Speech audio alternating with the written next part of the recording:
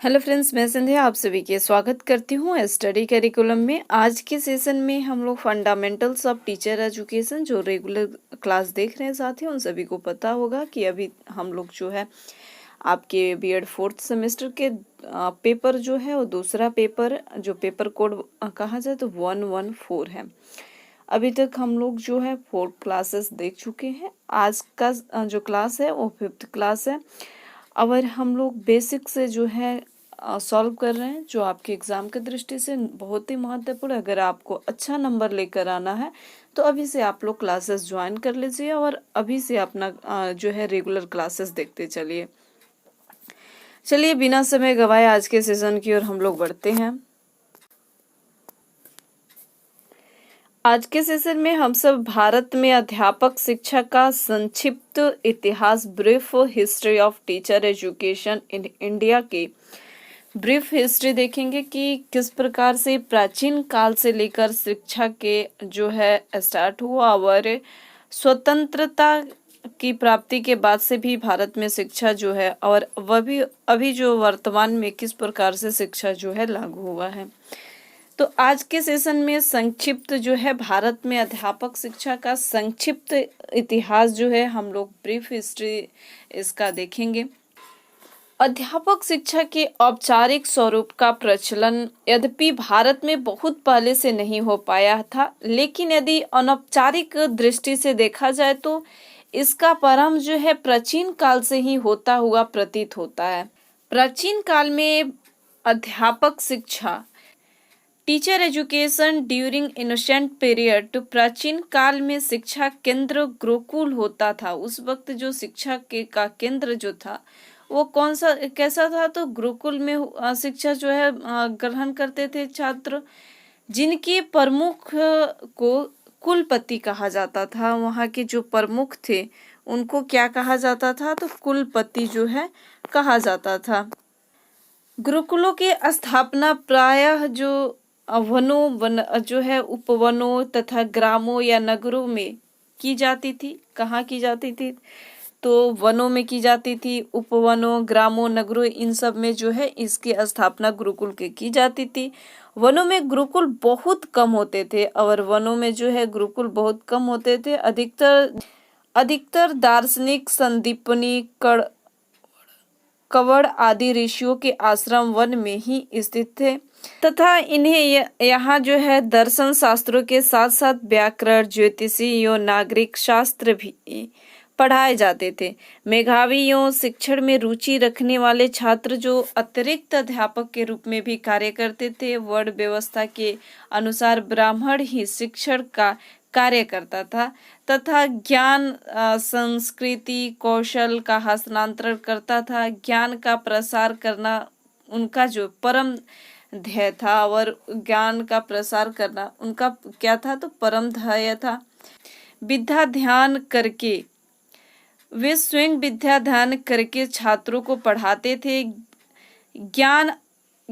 ज्ञानार्जन द्विमुखी प्रक्रिया थी जो अध्यापक तथा छात्रों के मध्य स्थापित होती थी। ध्यान दीजिएगा, उस वक्त जो है ज्ञान कैसी प्रक्रिया थी, तो द्विमुखी प्रक्रिया थी। एक तो सिर्फ शिष्य रहेंगे और दूसरा जो है छात्र रहेंगे। और अभी जो है ज्ञान कौन सी प्रमुखी प्रक्रिया है, तो त्रिमुखी प्रक्रिया है। कौन एक सम्मिलित हुआ है, तो हमारा पाठ्यक्रम सम्मिलित हुआ है, करिकुलम जो है सम्मिलित हुआ है।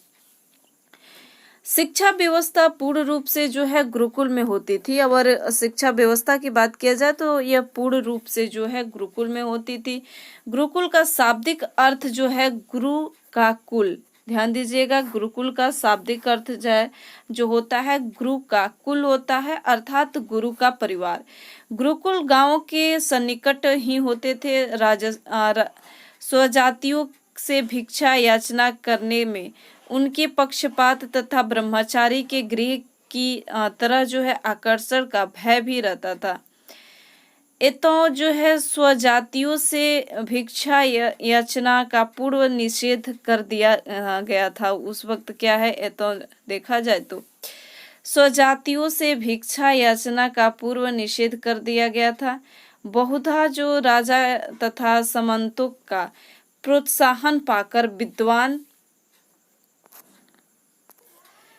पंडित उनकी सभाओं की ओर आकर्षित होते थे। पंडित जो है उनकी सभाओं की ओर आकर्षित होते थे और अधिकतर उनकी राजधानी में ही बस जाते थे, जिससे वे नगर शिक्षा के केंद्र बन जाते थे। वैदिक काल में ऋषि मुनि महर्षि ही गुरु हुआ करते थे, जो उदय भट्ट विद्वान, स्वाध्यायी, धर्मज्ञ तथा आदर्श पुरुष होते थे। समाज में उन्हें सर्वोच्च स्थान प्राप्त होता था और समाज में जो है उन्हें सर्वोच्च स्थान प्राप्त होता था। उनकी प्रतिष्ठा देवतुल्य थी। उनकी प्रतिष्ठा कैसी थी? तो देवतुल्य थी। वे अपने गुरुकुलों पर पूर्ण स्वामित्व रखते थे। गुरुकुलों की समग्र व्यवस्था अर्थात शिष्यों की आवास, भोजन एवं वस्त्र की व्यवस्था का समस्त दायित्व गुरुओं का जो होता था। उनके अतिरिक्त वे अपने शिष्य के उत्तम स्वास्थ्य तथा उनके व्यक्तित्व के सर्वांगीण विकास हेतु सतत प्रयत्नशील रहते थे। और उनके अतिरिक्त देखा जाए तो अपने शिष्यों के उत्तम स्वास्थ्य तथा उनके व्यक्तित्व के सर्वांगीण विकास हेतु सतत प्रयत्नशील रहते थे। किस काल में? तो प्राचीन काल में जो गुरुकुलों में शिक्षा दी जाती थी। उसके बाद से उत्तर वैदिक काल में अध्यापक शिक्षा टीचर एजुकेशन इन पास्ट वैदिक पीरियड। तो पास्ट वैदिक पीरियड में क्या हुआ कि उत्तर वैदिक काल की शुरुआत ऋग्वेद काल के अंत से हुआ है। ये पॉइंट आप लोग ध्यान दीजिएगा कि ऋग्वेद काल के अंत से किसकी शुरुआत हुई है? तो उत्तर वैदिक काल की शुरुआत हुई है। इनका अंत बौद्ध एवं जैन धर्म की शुरुआत होने के बाद हुआ। इसकी अवधि जो है 1000 ईसा पूर्व से 2000 ईस्वी पूर्व तक की मानी जाती है। इस काल को दो भागों में जो है विभक्त किया गया, एक उपनिषद काल, एक जो है सूत्र काल।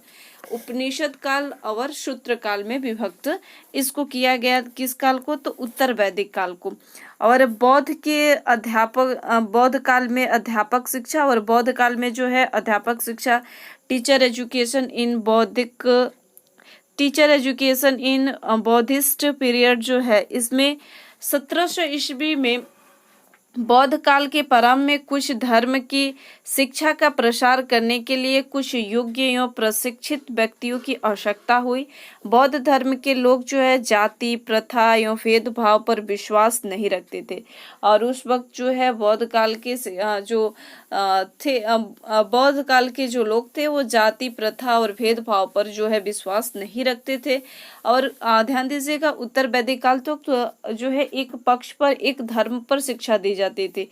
लेकिन जब बौद्ध काल का आया तो इसमें कोई भी धर्म किसी एक पर्टिकुलर धर्म पर नहीं दिया जाता था, सभी को एक समान जो है शिक्षा दी जाती थी।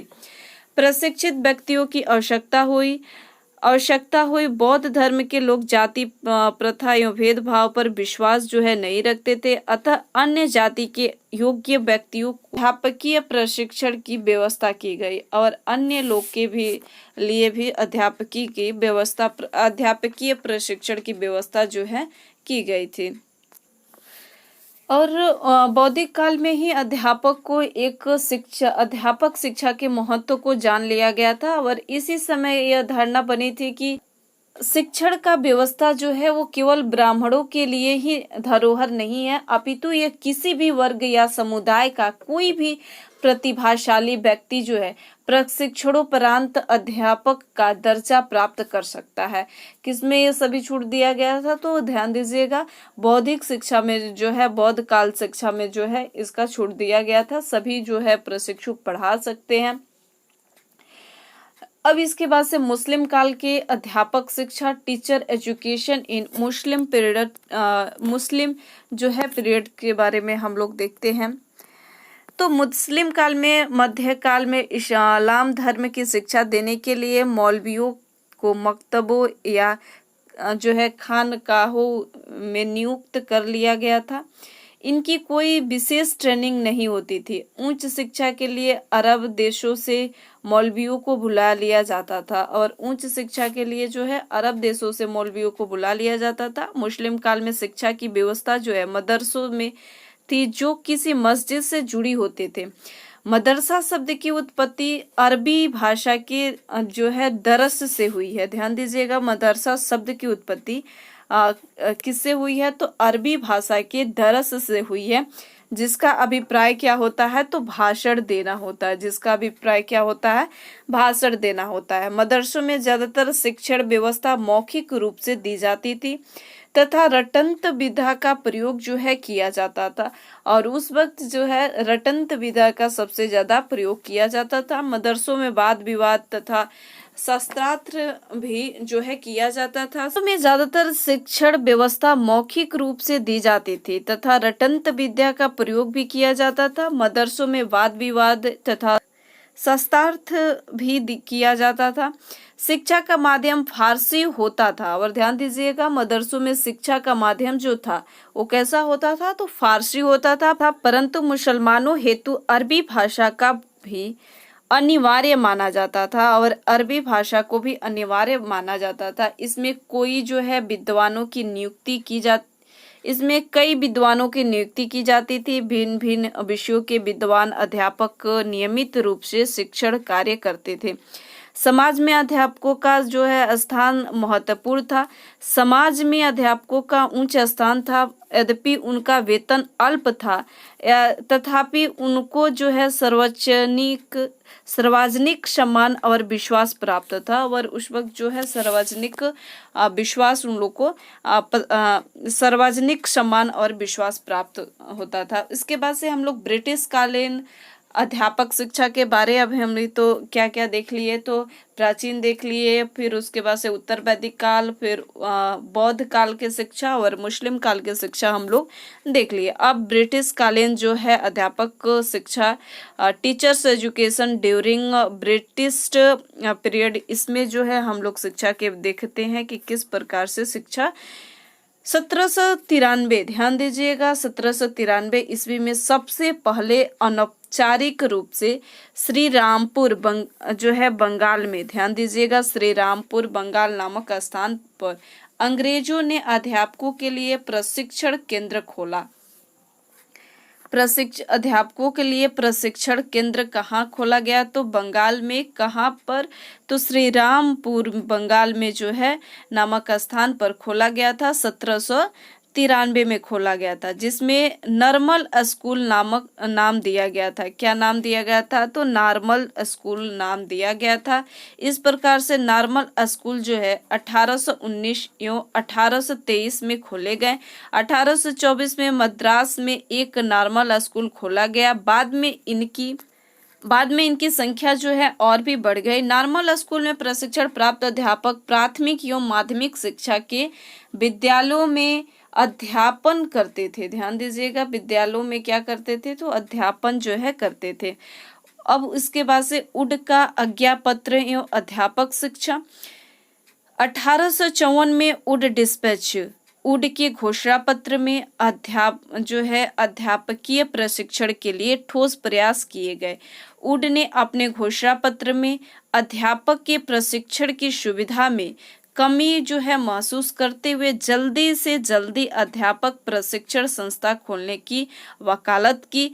ये स्कूल जो कहाँ था? तो आगरा, मेरठ और बनारस में खोले गए। ध्यान दीजिएगा, ये पॉइंट को, आगरा, मेरठ, बनारस में जो है खोले गए। इनका नाम ट्रेनिंग स्कूल रखा गया, और इनका नाम जो है क्या रखा गया? तो ट्रेनिंग स्कूल जो रखा गया। यहाँ से प्राथमिक शाला हेतु प्रशिक्षित अध्यापक निकलते थे, और प्राथमिक के लिए, उच्च के लिए नहीं, प्राथमिक के लिए प्रशिक्षित अध्यापक जो है निकलते थे। 1881-82 तक इनकी संख्या जो है 106 हो गई थी। इसमें 15 महिला जो है ट्रेनिंग सेंटर थे, और 15 महिला ट्रेनिंग सेंटर इसमें थे। हंटर आयोग एवं अध्यापक शिक्षा, Hunter commission and teacher education. Hunter आयोग की नियुक्ति जो है 1882 में की गई। कब की गई? हंटर आयोग की नियुक्ति जो है 1882 में की गई। इस आयोग ने शिक्षण सिद्धांतों का जो है प्रायोगिक शिक्षण पर बल दिया था। किस पर बल दिया था? तो शिक्षण सिद्धांत एवं प्रायोगिक शिक्षा पर हंटर आयोग जो आया था वो बल दिया था। इसमें स्नातक से कम स्तर की शिक्षा प्राप्त अध्यापकों की अपेक्षा प्रशिक्षण अवधि को कम करके अध्यापक प्रशिक्षण की व्यवस्थित किए जाने पर बल दिया। 1886 में मद्रास अध्यापक प्रशिक्षण विद्यालय को महाविद्यालय के रूप मान्यता प्रदान की गई तथा एन कब की गई थी तो 1886 में मद्रास अध्यापक प्रशिक्षण विद्यालय को महाविद्यालय के रूप में जो है मान्यता प्रदान की गई तथा LT का जो है डिप्लोमा शुरू हुआ और LT का डिप्लोमा जो है शुरू हुआ 1992 तक। देश में पुरुष तथा महिलाओं के लिए 116 तथा 15 अध्यापक प्रशिक्षण संस्थाएं थी। इसमें से मद्रास, लाहौर, नागपुर की संस्थाएं महाविद्यालय स्तर की थी। 1883 में स्थापित राजसमुंद्री अध्यापक प्रशिक्षण विद्यालय 1994 में महाविद्यालय बना। 1994 में जो है प्रशिक्षण महाविद्यालय बना। 1995 में त्रिवेंद्रम में अध्यापक प्रशिक्षण विद्यालय शुरू हुआ और 1995 में त्रिवेंद्रम में अध्यापक प्रशिक्षण विद्यालय जो है शुरू हुआ। 1896 में इसाबेला थोर्बन कॉलेज लखनऊ में अंग्रेजी के अध्यापकों के लिए एवं कुरुशांग में माध्यमिक अध्यापकों के लिए जो है प्रशिक्षण की व्यवस्था की गई थी। अंग्रेजी और कुरुशांग की व्यवस्था जो है 1896 में इसाबेला थोर्बन कॉलेज लखनऊ में जो है स्टार्ट किया गया। और हंटर कमीशन ने 1882 में, ध्यान दीजिए एक और पॉइंट आप लोग नोट डाउन कर लीजिएगा, कब तो 1882 में माध्यमिक अध्यापक प्रशिक्षण हेतु नॉर्मल स्कूल ट्रेनिंग सेंटर खोले गए और परीक्षा पास करने वाले प्रशिक्षु को वित्तीय सहायता दी जाए और जो भी प्रशिक्षु पास करते हैं परीक्षा उनको वित्तीय सहायता जो है दी जाए, यो सर्टिफिकेट दिया जाए। विद्यालयों में अध्यापक का कार्य करने के लिए नियुक्ति उन्हें ही दी जाए जिनके पास जो है ट्रेनिंग पास का सर्टिफिकेट हो। इस नीति के प्रशिक्षुक अध्यापकों की संख्या जो है बढ़ती गई और उन्हीं लोगों को जो है दिया जाने लगा जिसके पास ट्रेनिंग सर्टिफिकेट उपलब्ध हो, उसी को जो है सुविधा दी जाने लगी। लॉर्ड कर्जन की शिक्षा नीतियों अध्यापक शिक्षा education policy of Lord Curzon and teacher education. तो कर्जन का कहना है कि 1902 में प्राथमिक एवं माध्यमिक स्तर की शिक्षा का स्तर बढ़ाने की बात कही। विद्यालयों में अनुदान प्रदान करने की होने वाले शर्त रखी कि अनुदान उन्हीं विद्यालय को दिया जाए जिनकी विद्यालय में अच्छे चरित्र वाले समुचित योग्यता एवं संख्याओं के अनुरूप अध्यापक हो।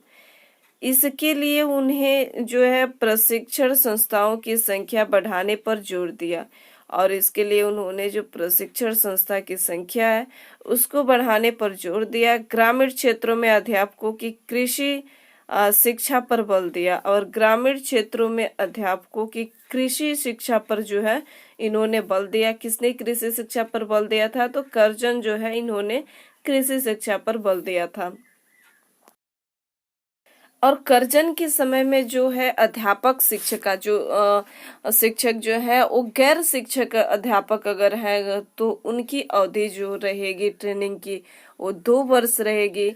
अगर कोई स्नातक करके जाता है, ग्रेजुएशन करके जाता है और ट्रेनिंग लेता है तो उसकी ट्रेनिंग जो की अवधि जो रहेगी वो कितनी साल रहेगी तो 1 साल रहेगी। जैसे कि आप अभी जो है बीएड करके अगर आप अभी जो है ग्रेजुएशन करके जा रहे हैं तो आपके 2 साल की अवधि रह रही है। वहीं अगर आप 12 पास करके जा रहे हैं तो आपकी अवधि जो है बीएड की 4 साल हो जा रही है, ट्रेनिंग लेने की अवधि जो है 4 साल हो रही है। वहीं आप जो है एमएससी पीजी वगैरह करके जा रहे हैं तो वहां पर आप लोग की अवधि जो हो जाती है 1 साल की हो जाती है बीएड की। स्वतंत्र भारत में अध्यापक शिक्षा का विकास, development of teacher education in teacher education in independence India. हमारे देश को 15 अगस्त 1947 में स्वतंत्रता प्राप्त हुई तथा राष्ट्र के पुनर्निर्माण के लिए नए तरीके से शुरुआत की गई। इसको किसी भी स्तर की शिक्षा के स्तर तथा गुणवत्ता में सुधार लाने के लिए अध्यापकों की योग्यता तथा व्यावसायिक तैयारी की जरूरत को महसूस किया गया। अतः केंद्रीय सलाहकार board, central advisory board of education एवं अंतः जो है विश्वविद्यालय शिक्षा परिषद, inter university board of education ने भारत सरकार को यह सुझाव दिया कि वह एक ऐसे विश्वविद्यालय आयोग की नियुक्ति करे जो विश्वविद्यालय शिक्षा तथा अध्यापक शिक्षा में सुधार हेतु सुझाव दे। इस सुझाव के आधार पर भारत सरकार ने 4 नवंबर 1948 को, ध्यान दीजिएगा कब, तो 4 नवंबर 1948 को डॉक्टर सर्वपल्ली राधाकृष्णन की अध्यक्षता में विश्वविद्यालय शिक्षा आयोग की नियुक्ति की थी। किसकी अध्यक्षता में की? तो डॉक्टर सर्वपल्ली राधाकृष्णन की अध्यक्षता में विश्वविद्यालय शिक्षा आयोग की जो है नियुक्ति की थी। इस कमीशन ने अपना रिपोर्ट जो है 1949 में दी थी। कब दी थी? तो 1949 में जो है अपना रिपोर्ट दी थी। इसके पश्चात माध्यमिक शिक्षा आयोग 1952-53, इसके बाद से माध्यमिक शिक्षा आयोग जो है 1952-53, इसमें माध्यमिक स्तर पर योग्य अध्यापक प्रदान करने हेतु अध्यापक प्रशिक्षण की आवश्यकता का अनुभव किया गया था। ये जो है इसमें क्या हुआ था कि एक अध्यापक प्रशिक्षण 2 प्रकार के हो सकते। एक तो माध्यमिक शिक्षा पास अध्यापक, जिसका लिए तो 2 वर्षीय अध्यापक प्रशिक्षण होना चाहिए। दूसरे जो है स्नातक परीक्षण पास अध्यापक, जिसका प्रशिक्षण काल अभी तो 1 वर्ष का हो परंतु बाद में 2 वर्ष कर दिया जाएगा। पर इस प्रकार ये अध्यापक प्रशिक्षण संस्थाएं जो है 2 प्रकार की होनी चाहिए, जिसमें प्रथम कोटि की प्रशिक्षण संस्थाएं एक बोर्ड के अधीन होनी चाहिए तथा दूसरा प्रकार के स्नातकों की प्रशिक्षण संस्था जो है विश्वविद्यालय से संबंध और इन्हीं के अधीन जो है होनी चाहिए।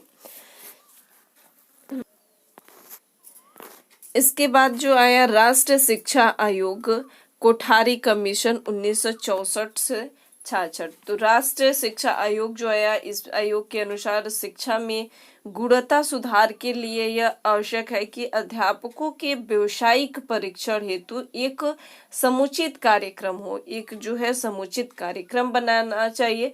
आयोग ने अध्यापकों के व्यावसायिक शिक्षा के महत्व को दर्शाते हुए लिखा है कि शिक्षा की गुणात्मक उन्नति के लिए अध्यापकों की व्यावसायिक शिक्षा का ठोस कार्यक्रम अनिवार्य है। जो ठोस कार्यक्रम है वह क्या है? तो अनिवार्य है। 1964 से 66 कमीशन में जो है लिखा गया है। उसके बाद से राष्ट्रीय शिक्षा नीति 1968।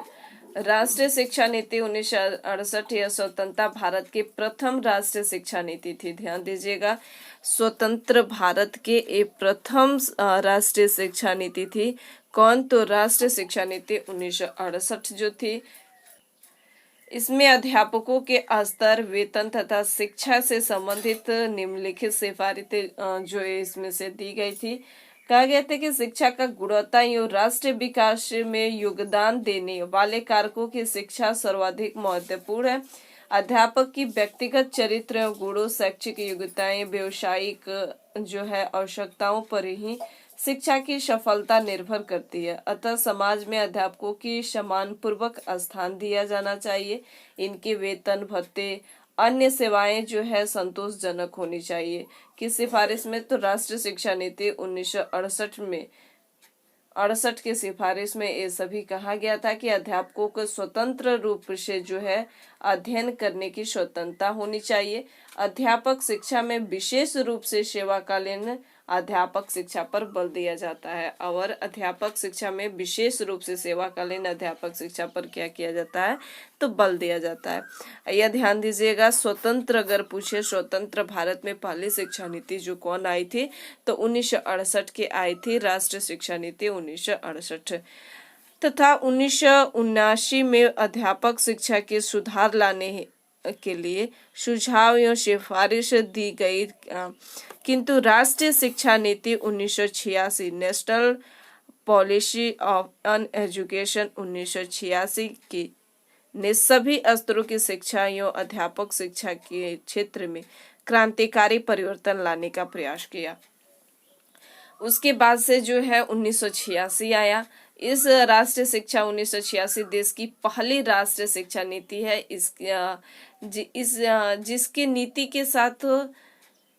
जिसके नीति के साथ इसको लागू करने की पूर्व कार्य योग्य 1986 में बनाई गई। कब बनाई गई, तो 1986 में बनाई गई। 1992 में जब इसमें से कुछ संशोधन किए गए तो यह कार्य योजना 1992 बनी।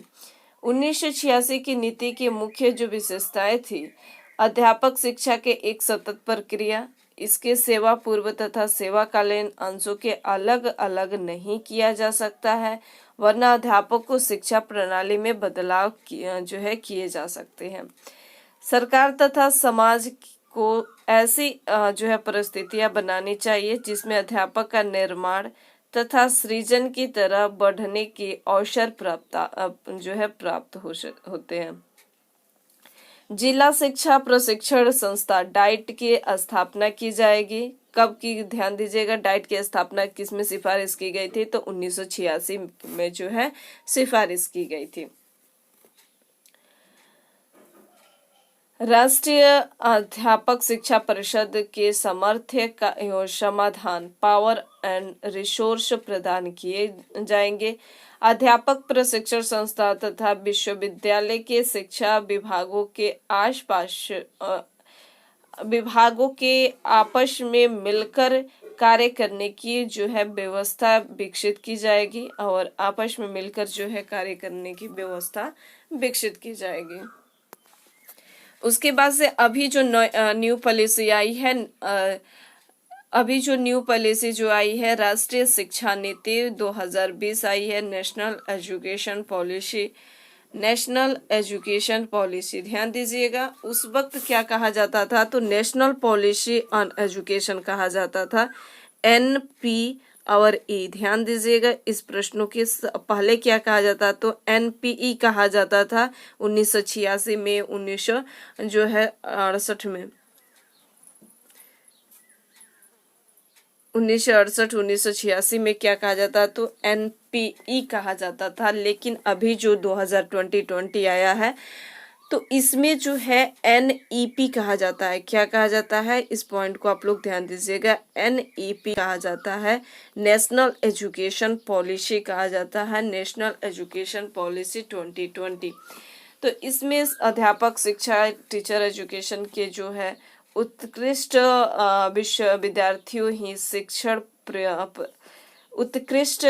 विद्यार्थी ही शिक्षण विषय में प्रवेश कर पाए। यह सुनिश्चित करने के लिए 4 वर्षीय बीएड कार्यक्रम की स्थापना की गई। ग्रामीण क्षेत्रों के कुछ विशिष्ट मेरिट आधारित छात्रवृत्ति स्थापित की जाएगी। 4 वर्षीय बीएड डिग्री पूरे करने के पश्चात स्थानीय क्षेत्रों में रोजगार उपलब्ध किए जाएंगे। 4 वर्षीय, वहीं जब आप 12 करके जाएंगे तो आपको 4 वर्षीय बीएड करना पड़ेगा। उसके बाद से वर्ष 2030 तक अध्यापक के लिए न्यूनतम डिग्री योग्यता 4 वर्षीय एकीकृत बीएड डिग्री का होना अनिवार्य हो जाएगा। और 2030 तक 4 वर्षीय एकीकृत बीएड डिग्री होना अनिवार्य हो जाएगा। अध्यापकों की नियुक्ति में प्रभावी और पारदर्शी प्रक्रिया का पालन तथा समय समय पर किए गए कार्य प्रदर्शन अंकन के आधार पर प्रोन्नत होंगे। राष्ट्रीय अध्यापक शिक्षा परिषद द्वारा 2022 तक अध्यापकों के लिए राष्ट्रीय व्यावसायिक मानक national professional standard for teacher NPST, ध्यान दीजिएगा क्या कह रहा है कि NPST कह रहा है, NPST का विकास जो है किया जाएगा। कब किया जाएगा? तो 2020 तक जो है निर्धारित किया, 2022 तक जो है निर्धारित किया गया था। जिस विद्यार्थियों ने पहले से अन्य विषयों में स्नातक डिग्री प्राप्त कर ली है, उनके लिए जो है 2 वर्ष बीएड डिग्री की प्रदान की गई थी। और जो अभी मैं बताई कि ग्रेजुएशन जो कर लेंगे उनके लिए जो है बीएड वह 2 वर्ष की रहेगी, और जो 12 पास करके जाएंगे उनके लिए बीएड जो है 4 वर्ष की जो है रहेगी। ये था आपके जो है इतिहास के अध्यापक, भारत में अध्यापक शिक्षा का एक संक्षिप्त इतिहास था, प्राचीन काल से लेकर वर्तमान काल तक। अब इससे संबंधित हम लोग जो है ऑब्जेक्टिव प्रश्नों को सॉल्व करेंगे।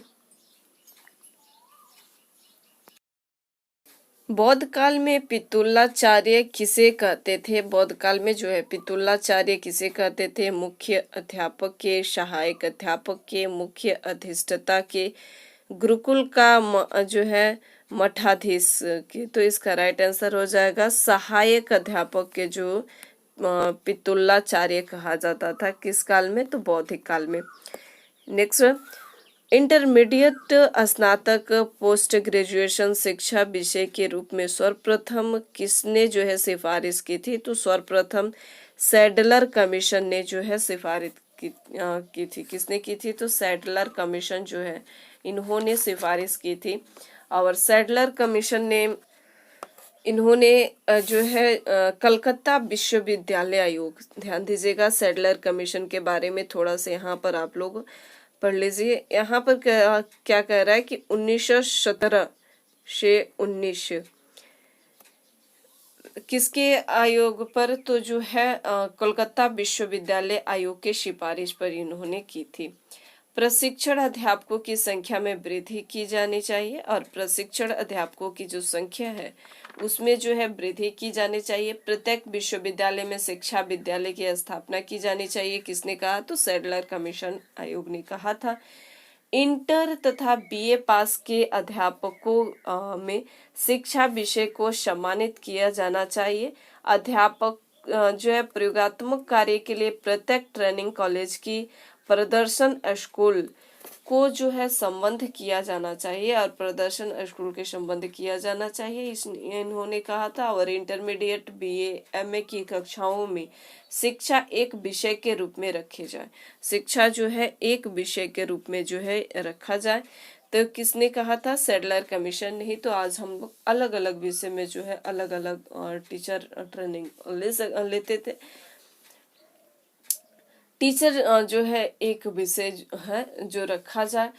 ढाका एवं कलकत्ता में शिक्षा महाविद्यालय खोले जाए, और इन्होंने सिफारिश किया कि ढाका और कलकत्ता में एजुकेशन विद्यालय जो है खोला जाए। नेक्स्ट है टीचर एजुकेशन। टीचर एजुकेटर कहाँ जो है नियुक्त किए जाने की सिफारिश है? तो इसका राइट आंसर हो जाएगा डाइट में जो है सिफारिश की गई थी। नेक्स्ट है अध्यापक राष्ट्रीय आयोग का जो है अध्यापक राष्ट्रीय आयोग का गठन हुआ था। कब गठन किया गया था? तो अध्यापक राष्ट्रीय आयोग का गठन जो है सन 1983 में जो है इसका गठन किया गया था। ये था आपके ऑब्जेक्टिव प्रश्न, और सबसे साथ ही हम लोग सब्जेक्टिव भी सॉल्व किए। सेशन आप लोग को कैसा लग रहा है नीचे कमेंट बॉक्स में जरूर बताएं, और साथ ही अपने दोस्तों के बीच भी शेयर करिए। मिलते हैं नेक्स्ट सेशन में। Thank you.